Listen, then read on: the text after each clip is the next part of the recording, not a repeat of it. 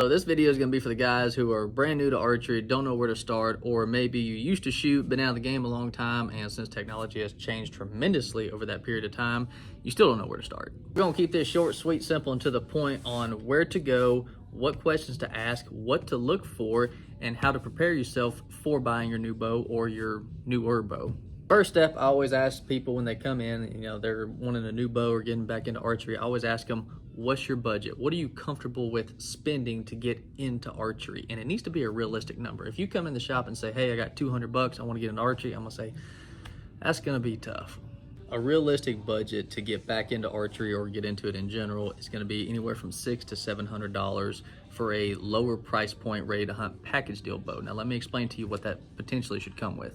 A package deal bow, or RTH, ready to hunt, is going to typically come with a sight, an arrow rest, a quiver, and a stabilizer, and then of course the bow as well. You still need to account for a target, release, arrows, and field tip. We'll worry about broadheads later. And if you were to just type in beginner's bow package deal on the internet, you're going to have way too many options. You're not going to know what to pick from. So let me give you a couple options to take a look at. For an adult or even a little bit older youth, somebody between 14 and 15 years old, I usually recommend the Bear Species EV.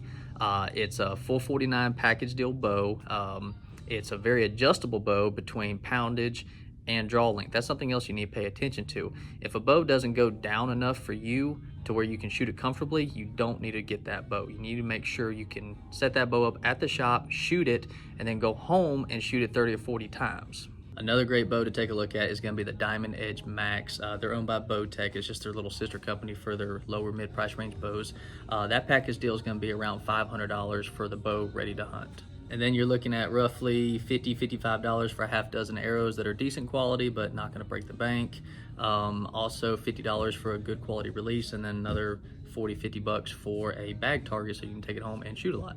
I am not going to recommend going to a big box store to test bows and get them set up. I know they're typically convenient. Sometimes they might have a little bit better pricing, but when you go to an archery pro shop, what they're supposed to do and what they typically do every time is they're going to set the bow up to your draw length. They're going to measure you. They're going to find out what you're comfortable with as far as draw weight and let you shoot one or two bows, take them in the bag, let you shoot them, and figure out what fits you the best. And once you've settled on a bow, then what the pro shop's going to do is put a peep in there and set the peep height to you correctly as long as you have halfway decent form. Now, keep in mind, if you've never shot before, you're going to have a little trouble with muscle memory and getting anchored in consistently every time. So what I recommend is go ahead and let the shop owner or whoever's setting you up put the peep in, go shoot for a couple weeks, and then come back and just double check to make sure everything looks correct. If not, they can change it for you. And later on down the road, when you need more arrows for your bow, a really good tip would be to bring your old arrow back so that the shop can duplicate it, because if they're gonna make sure you don't have to resight your bow in, unless you're just setting up completely different arrows, then you don't have to worry about it. But if you don't wanna have full with resighting your bow in, bring your old arrow, let them measure it, check the spine, brand, series, so the GPI and everything's the same, so you don't have to resight your bow in when you get home. Now, if you're looking to spend a little extra money for a product that you're gonna be happy with a little bit longer, I'm not saying there's anything wrong with the two bows I just named off, but in archery, you get 100% what you pay for. So if you wanna have a little higher budget of $1,600, $1,200, take a look at the Dart and Consequence, the Prime Ronin, the Hoyt Torix.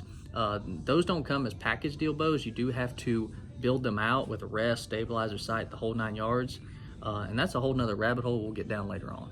And if you just decide you want to buy once, cry once, and buy the best of the best, you better have about a $2,000+ budget for a flagship bow, because by the time you get done decking it out, that's probably what you're going to be tax, tag, and title out the door.